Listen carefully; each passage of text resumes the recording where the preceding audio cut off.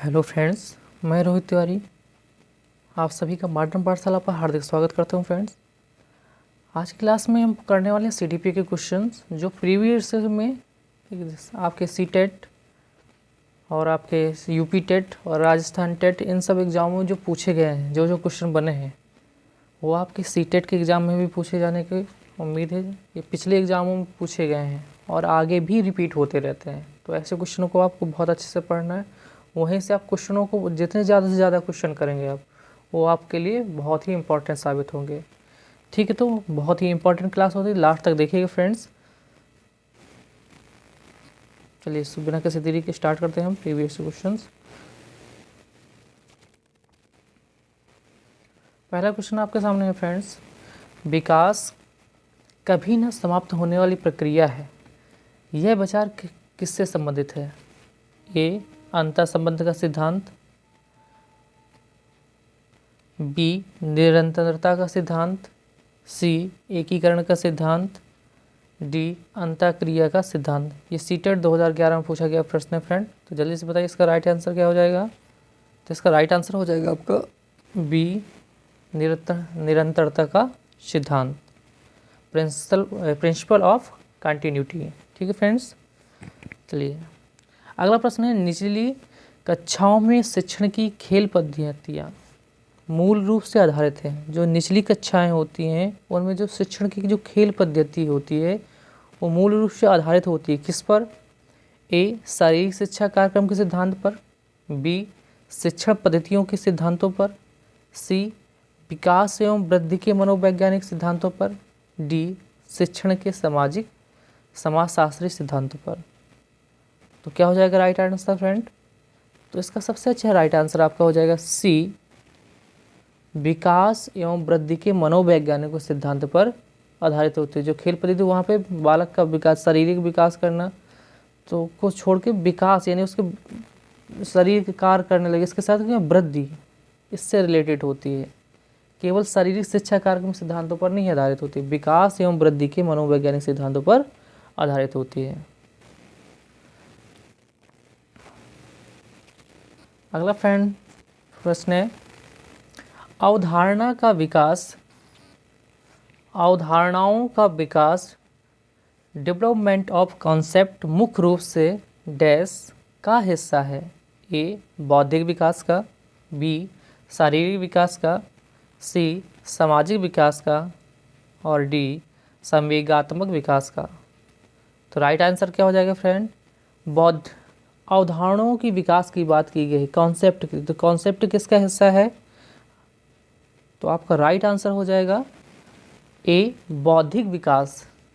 जो अवधारणाओं का विकास होता है मुख्य रूप से बौद्धिक विकास का हिस्सा होता है। ठीक है फ्रेंड्स,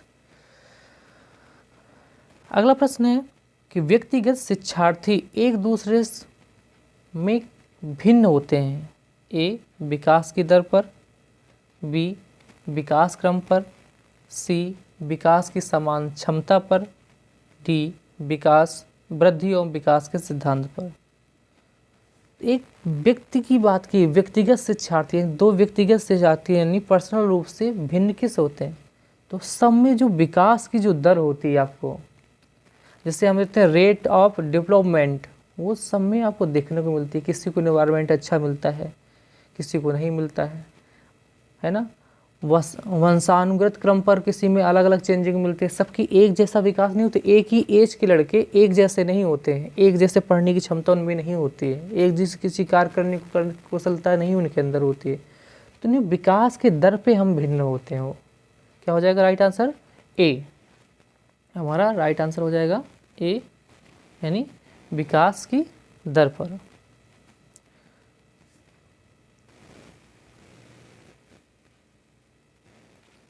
ये देखिए दोनों शिफ्ट सी टेट 2011 में फर्स्ट शिफ्ट और सेकेंड शिफ्ट में भी देखो उसी तरह से क्वेश्चन बना था, बस थोड़ा सा चेंज कर दिए थे, उसमें इंग्लिश लिख दी थी और कुछ नहीं किया था। कि व्यक्तिगत शिक्षार्थी इंडिविजुअल लर्नर्स जो होते हैं वो एक दूसरे से में भिन्न होते हैं। विकास की दर पर, रेट ऑफ डेवलपमेंट, बी विकास क्रम पर, सी विकास की समान क्षमता पर, डी वृद्धि एवं विकास के सिद्धांतों यानी principle of growth and development पर। तो राइट आंसर इसका भी क्या हो जाएगा आपका, व्यक्तिगत शिक्षार्थी की बात की गई, जो वही सेम क्वेश्चन है आपका, बस थोड़ा सा परिवर्तन किया गया है, इसमें बस इंग्लिश लिख दिया और कुछ नहीं किया है। तो क्या हो जाएगा, विकास की दर पर भिन्न होते हैं। अगला प्रश्न है फ्रेंड, बहुत ही इंपॉर्टेंट, लास्ट तक जरूर देखिए फ्रेंड, प्लीज़ लाइक कर दीजिएगा सभी लोग। मानवीय मूल्यों जो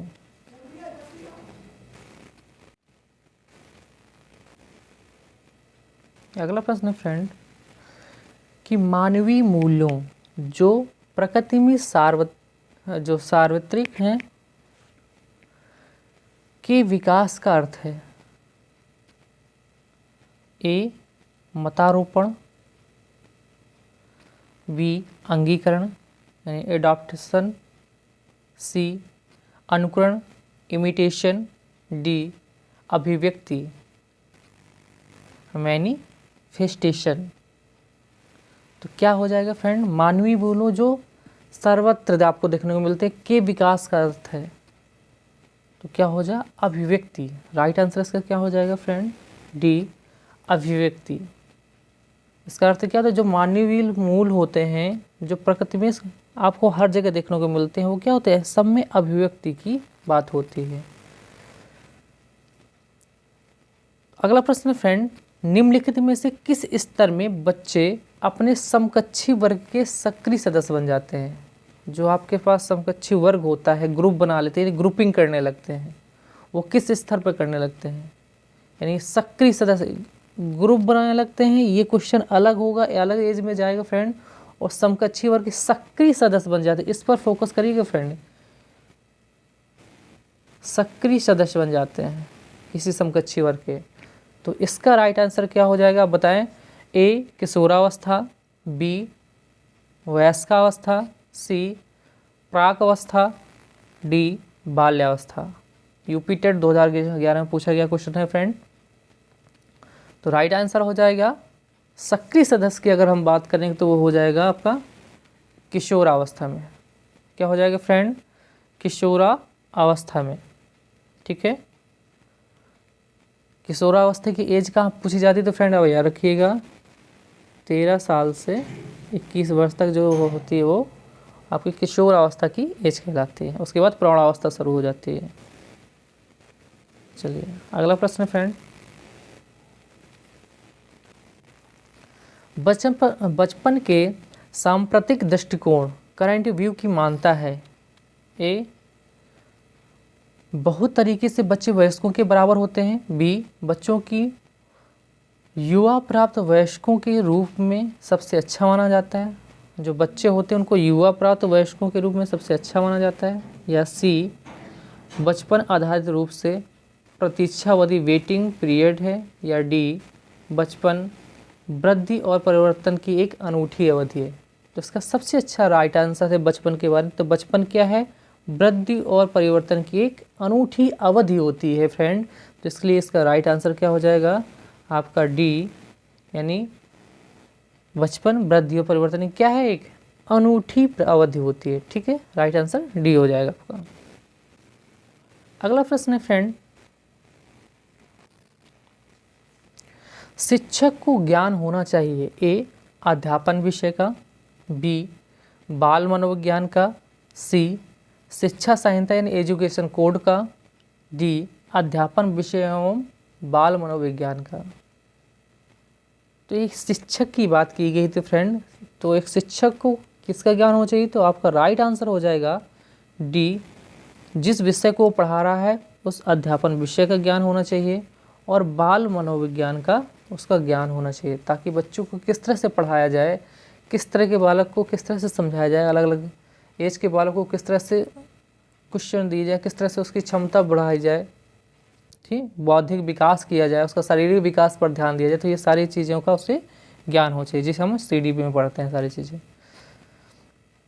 अगला प्रश्न है, शिक्षक एवं शिक्षार्थी के मध्य संबंध होना चाहिए।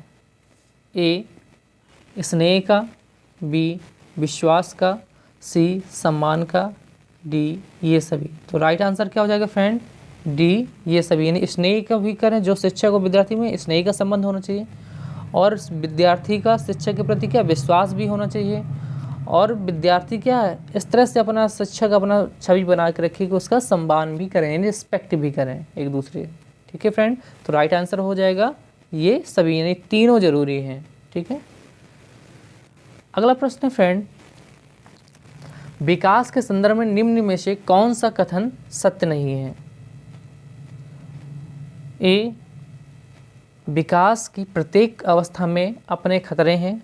बी, विकास उकसाने व और बढ़ाने व यानी स्टिमुलेशन देने से नहीं होता है।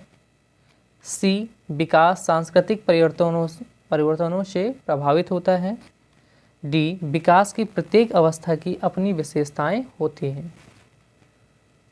जिसमें बात की विकास के संदर्भ निम्न में कौन सा कथन सत्य नहीं है, नहीं है की बात की गई है फ्रेंड, तो राइट आंसर क्या हो जाएगा? विकास उकसाने और बढ़ाने देने से नहीं होता। क्या विकास उकसाने और बढ़ावा देने से होता है? बिल्कुल नहीं होता है फ्रेंड। कोई किसी को उकसा दो, उसको बढ़ावा दे दो, उससे विकास हो जाएगा? कभी नहीं होगा। तो राइट आंसर जब गलत कहा भाई, गलत आंसर का क्या हो जाएगा? नेगेटिव का नेगेटिव आपका आंसर सही होगा। ठीक है, अगला प्रश्न पूछा गया फ्रेंड कि निम्नलिखित में से कौन सा विकासात्मक कार्य उत्तर बाल्यावस्था के लिए उपयुक्त नहीं है? पूछा गया है विकासात्मक कौन सा ऐसा विकासात्मक कार्य है जो उत्तर बाल्यावस्था के लिए उपयुक्त नहीं है? ए, समान खेलों के लिए आवश्यक शारीरिक कुशलताएं सीखना। बी, पुरुषोचित या स्त्रियोचित सामाजिक भूमिकाओं को प्राप्त करना। सी, व्यक्तिक आत्मनिर्भरता प्राप्त करना। और डी, अपने हम उम्र बालकों के साथ रहना सीखना। तो उत्तर बाल्यावस्था की अवस्था नहीं, इसके बारे में उपयुक्त नहीं है पूछा गया फ्रेंड, कि जो उस चीज़ में नहीं आता है। तो आपका राइट आंसर हो जाएगा फ्रेंड जो आपका बी दिया गया है, पुरुषोचित या स्त्रोचित सामाजिक भूमिकाओं को प्राप्त करना। ये आपका किशोरावस्था में प्राप्त करता है, ना कि आपका उत्तर बाल्यावस्था।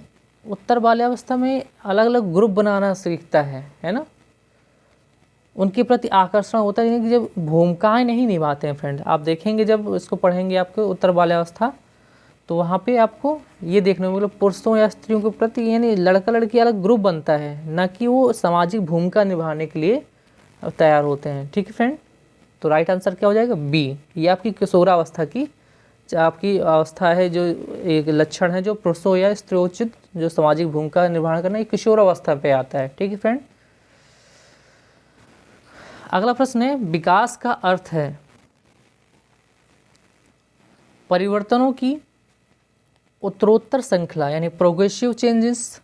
बी, अभिप्रेरणा के फलस्वरूप होने वाले परिवर्तनों की उत्तरोत्तर श्रृंखला। सी, अभिप्रेरणा एवं अनुभव के फलस्वरूप होने वाले परिवर्तनों की उत्तरोत्तर श्रृंखला। डी, परिपक्वता मैट्यूरेशन एवं अनुभव के फलस्वरूप होने वाले परिवर्तनों की श्रृंखला। तो विकास का अर्थ क्या है फ्रेंड्स? क्या हो जाएगा फ्रेंड्स? जो आपका डी आंसर है बिल्कुल राइट हो जाएगा, परिपक्वता यानी मैट्यूरेशन एवं अनुभव के फलस्वरूप होने वाले परिवर्तनों की जो श्रृंखला है, इसी को हम क्या बोलते हैं? विकास बोलते हैं। ठीक है फ्रेंड्स, बहुत ही इंपॉर्टेंट क्वेश्चन है फ्रेंड, अच्छे से आप समझ देखते जाइएगा इनको।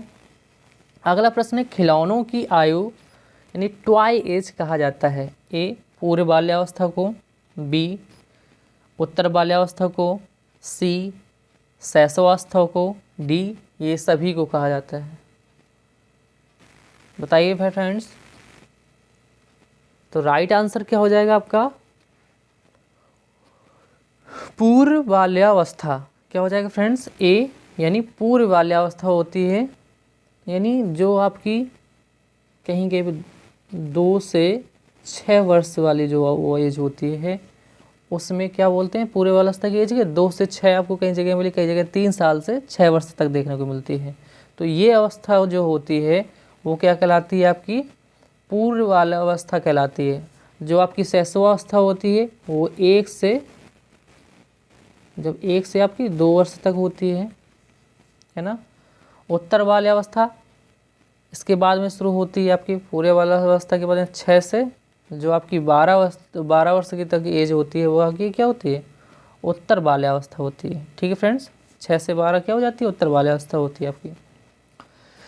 तो खिलौने कब तक है, बच्चे कब तक खिलौने से खेलता रहता है, 6 वर्ष तक आप देखते होंगे। वो तो राइट आंसर ही नहीं, 2 से 6 वर्ष के बीच में आप देखते रहते हैं कि बच्चा खिलौनों के प्रति वो मेरे खिलौने मिले उसी पर खेलों पर आधारित रहता है। यानी ये खिलौने वो खिलौने उसको खेल वो जो टॉयज़ होते हैं उसको बहुत पसंद रहते हैं। तो इसलिए खिलौनों की आयु कौन सी होती है, टॉयज़ की वो कहलाती है पूर्व बाल्यावस्था की जो एज होती है।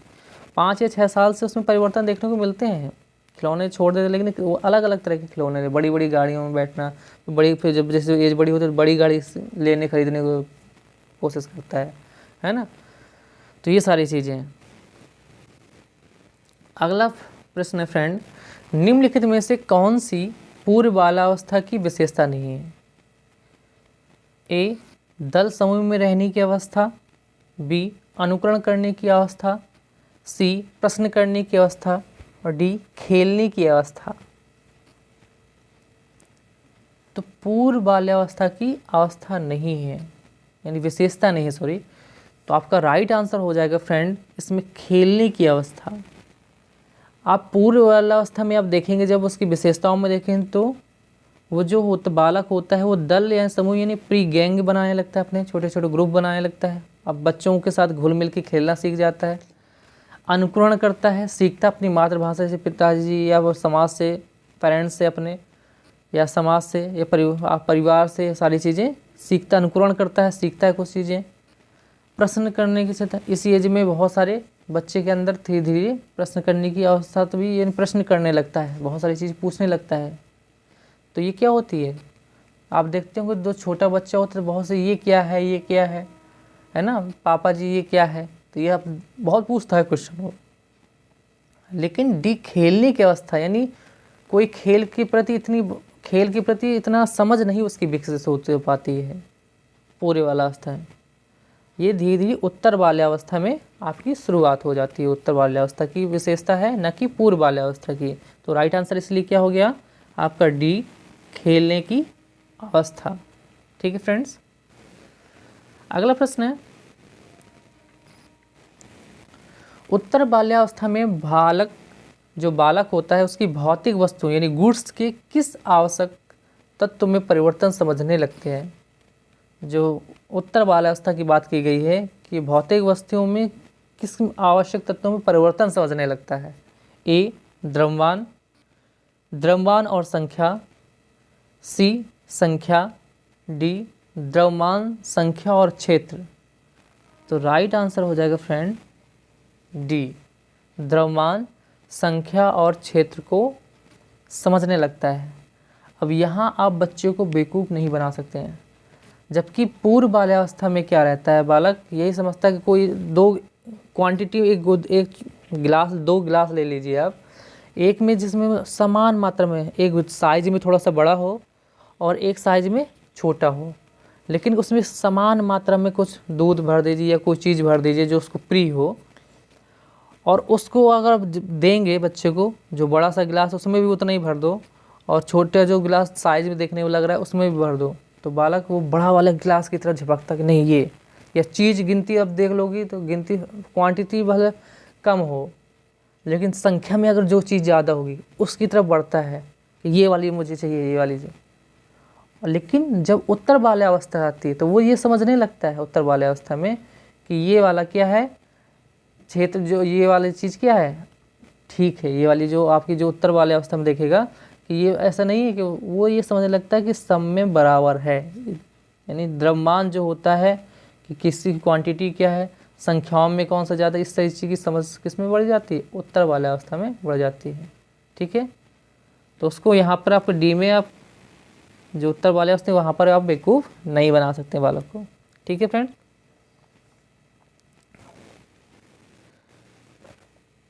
अगला प्रश्न है फ्रेंड 17 नंबर का क्वेश्चन है आपका, मानव विकास किन दोनों के योगदान का परिणाम है।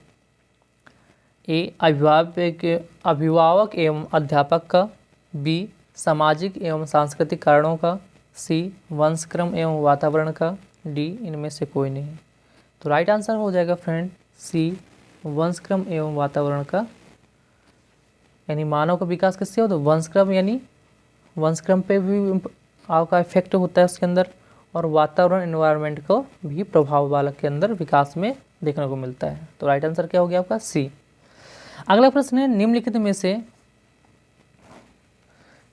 से कौन सा कथन विकास के बारे में सत्य नहीं है। नहीं की बात की गई है फ्रेंड। ए विकास अंतःक्रिया का फल है, बी विकास एक व्यवस्थित श्रृंखला का अनुगामी है, सी विकास एक व्यक्तिगत प्रक्रिया है, डी विकास विशिष्ट से सामान्य की ओर चलता है। कौन सा राइट आंसर हो जाएगा फ्रेंड, तो राइट आंसर आपका हो जाएगा डी। ये आपका निगेटिव मतलब रॉन्ग आंसर है फ्रेंड। इसमें कहा गया है विकास विशिष्ट से सामान्य की ओर चलता है, जबकि राइट आंसर होता है विकास सामान्य से विशिष्ट की ओर चलता है। ये अपोजिट लिखा हुआ है, जबकि विकास की विशेषता क्या होती है, वो सामान्य से विशिष्ट की ओर चलता है। ठीक है फ्रेंड। राजस्थान ये टेट में पूछा गया क्वेश्चन है फ्रेंड। आपको सी टेट में इस तरह से क्वेश्चन पूछने देखने को मिलते हैं। अगला प्रश्न है फ्रेंड,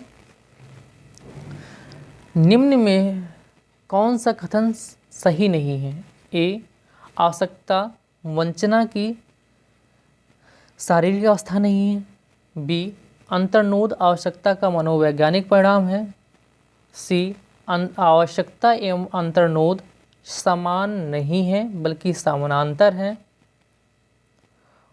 डी जो मूल प्रवृत्तियां हैं वो आंतरिक जैविक बल हैं।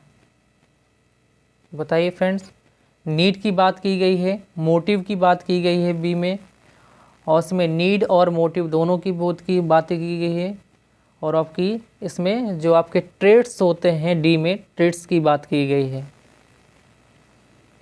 तो राइट आंसर क्या हो जाएगा, निम्नलिखित से कौन सा सत्य नहीं है। नहीं है पूछा गया फ्रेंड, तो जो आपका ए नंबर ऑप्शन है वो आपका सही हो जाएगा। Sorry friends. तो राइट आंसर क्या हो जाएगा, आवश्यकता वंचना की शारीरिक अवस्था नहीं है। बाकी जो तीनों ऑप्शन है ये तीनों सही है। अंतर्नोद आवश्यकता का मनोवैज्ञानिक परिणाम है, सी आवश्यकता एवं अंतर्नोद समान नहीं बल्कि क्या है समानांतर होते हैं, और मूल प्रवृत्तियाँ क्या होती है आंतरिक जैविक बल होते हैं आपके। तो ये तीनों ऑप्शन सही थे, जबकि ये वाला ऑप्शन सही नहीं था, इसलिए क्या हो जाएगा, ये आपका राइट आंसर हो जाएगा फ्रेंड। अगला प्रश्न है फ्रेंड, क्रियात्मक अनुसंधान का उद्देश्य है नवीन ज्ञान की खोज, बी शैक्षिक परिस्थितियों में व्यवहार विज्ञान का विकास, सी विद्यालय तथा कक्षा की शैक्षिक कार्यप्रणाली में सुधार लाना, और डी उपरोक्त सभी। तो पूछे क्रियात्मक अनुसंधान एक्शन रिसर्च का उद्देश्य क्या है। तो राइट आंसर हो जाएगा आपका सी विद्यालय तथा कक्षा की शैक्षिक जो कार्यप्रणाली होती है उसमें सुधार लाना, ये क्रियात्मक अनुसंधान का उद्देश्य होता है फ्रेंड्स। ठीक है, हर जगह उपरोक्त सभी सही नहीं होता है, इस चीज़ को ध्यान रखिएगा फ्रेंड्स। कई लोग देखेंगे उपरोक्त सभी खटाक से मार देंगे ऊपर से, रॉन्ग हो जाएगा। आपको ऑप्शन पढ़ना है, आपको इस यहाँ पे वो नहीं है कि आपके जब तक किसी भी ऑप्शन को देखा हाँ ये सही है, आपको जितने चारों ऑप्शन देंगे चारों को बहुत अच्छे से पढ़ना होता है।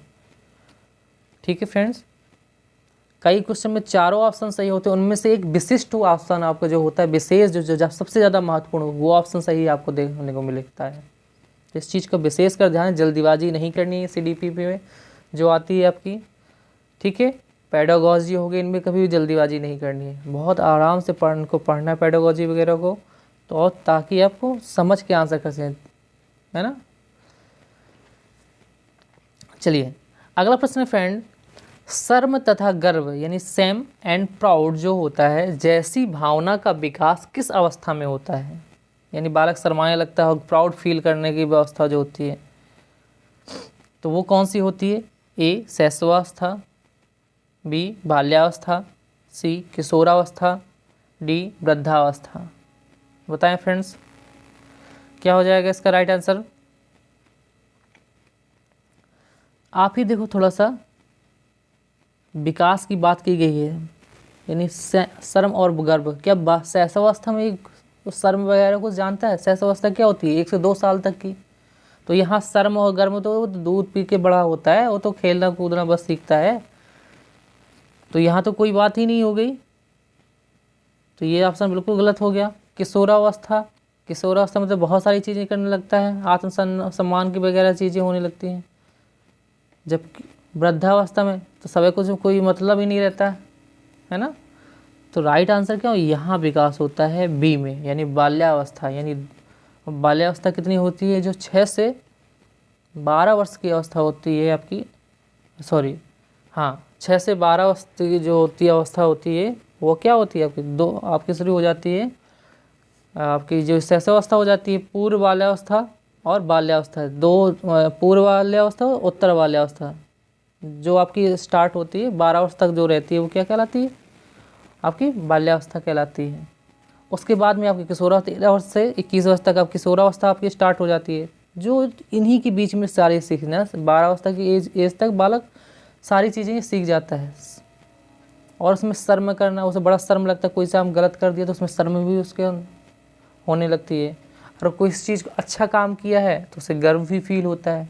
तो ये सब विकास में किस अवस्था में होते हैं? तो आपकी बाल्यावस्था की बात होती है फ्रेंड, ठीक है, याद रखेंगे, बाल्यावस्था की बात होती है।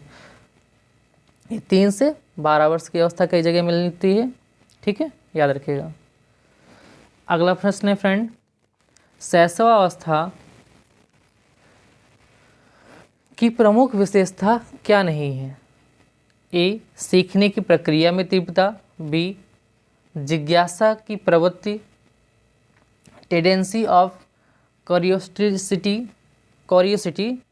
सी, चिंतन प्रक्रिया थिंकिंग प्रोसेस, डी, अनुकरण द्वारा सीखने की प्रवृत्ति। तो पूछा गया शैशवावस्था की मुख्य विशेषता नहीं है। अब तो कई बार आपको फ्रेंड ये देखना होता है कि हमें भले ऑप्शन आपको नहीं आ रहा हो तो आप क्रॉस करना सीखिए, यानी कि आपको जो गलत है उनको छाटिए, और जो आपको नहीं समझ में आ रहा हो उसको छोड़ दीजिए, वही आपका राइट आंसर हो जाएगा, ठीक है फ्रेंड। तो जैसे इसमें कहा कि शैशवावस्था की मुख्य विशेषता क्या नहीं है, तो हम पहला ऑप्शन पढ़ते हैं, इसमें सीखने की प्रक्रिया में तीव्रता। तो बालक शैशवावस्था में क्या सीखता नहीं है? बहुत तेज़ी से सीखता है, सबसे ज़्यादा ये शैशवावस्था में और क्या बाल्यावस्था में भी सीखता है ना। यहीं पर तो सबसे तीव्र विकास होता है बालक का, जल्दी से जल्दी सारी चीज़ें करना, दूध पीना, खाना, और धीरे धीरे बच्चा जैसे बालक होता है तो धीरे खाना, चलना, गिरता है उठना, घुटने बल चलना, तो शैशवावस्था में भी चलना सीखता है ये सारी चीज़ें। बी, जिज्ञासा की प्रवृत्ति, तो किसी प्रति की जिज्ञासा नहीं, तो जैसे कोई चीज़ उसको दिखी तो उसे बस मुझे यही लेना है, तो करता है ना बालक, जिज्ञासु हो जाता है, ठीक है। सी, चिंतन की अवस्था की बात की गई है, थिंकिंग प्रोसेस की बात की गई है, तो क्या शैशवावस्था में बहुत ज़्यादा सोचता है बालक? बताइए फ्रेंड, नहीं सोचता है। जबकि डी जो ऑप्शन दिया गया है, तो ये तो सारी अवस्थाएं आप इस जिज्ञासा भी उसके अंदर होती है, लेकिन थिंकिंग करना शैशवावस्था में नहीं सोचता, ये बाल्यावस्था में सोचना शुरू करता है ना फ्रेंड्स। जबकि अनुकरण के माध्यम से सीखता है, पापा बाबा ये बोलना सीखता है ना, परिवार को जानना सीखता है, तो सारी चीज़ें अनुकरण के द्वारा सीखने की प्रवृत्ति तो होती है शैशवावस्था में। जबकि जो चिंतन की प्रक्रिया है ये यहाँ नहीं होती है, थिंकिंग प्रोसेस डेवलप नहीं होती है शैशवावस्था में। तो राइट आंसर हो जाएगा आपका चिंतन प्रक्रिया, ये मुख्य विशेषता शैशवावस्था की नहीं है फ्रेंड्स।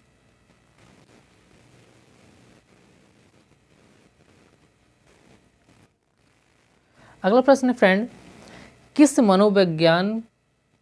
मनोवैज्ञानिक के अनुसार विकास एवं सतत और धीमी प्रक्रिया है?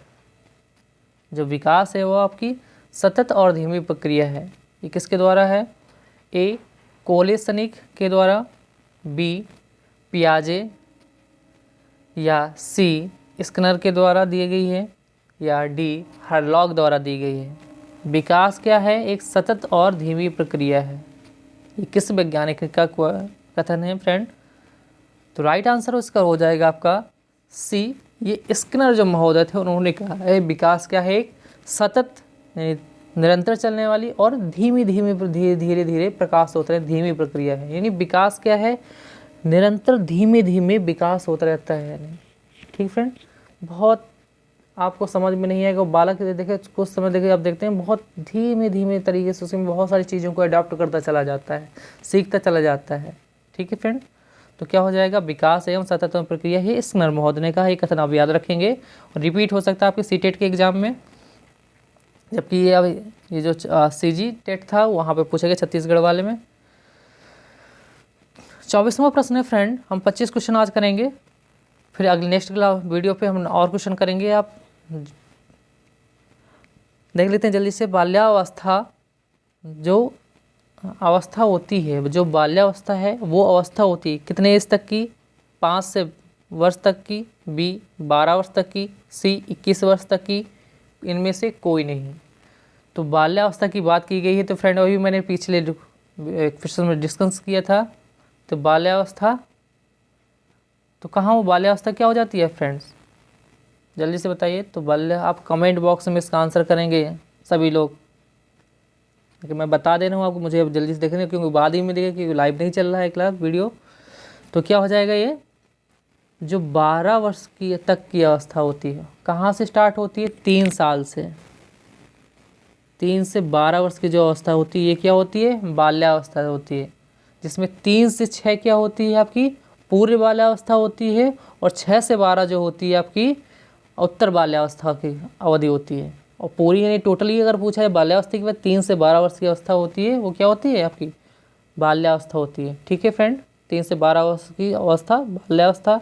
इसके पहले जो 1 से 2 साल की जो 2 साल तक का होती है अवस्था होती है आपकी, वो आपकी शैशवावस्था कहलाती है। ठीक है फ्रेंड्स, और जो 13 वर्ष से 12 के बाद में 13 वर्ष से स्टार्ट होती है और 21 वर्ष तक चली जाती है, उसको हम बोलते हैं किशोरावस्था बोलते हैं। और 21 साल के बाद से स्टार्ट होती है आपकी प्रौढ़ावस्था शुरू हो जाती है। ठीक है फ्रेंड, इस तरह से आपको अवस्थाओं को वर्षों में उसको वर्ष के हिसाब से इसको डिवाइड किया गया, आप याद रखिएगा। अगला प्रश्न है फ्रेंड, और लास्ट प्रश्न आज यहीं तक हम करने वाले हैं। 25वां प्रश्न है, विकास में वृद्धि से तात्पर्य है, ए ज्ञान में वृद्धि से,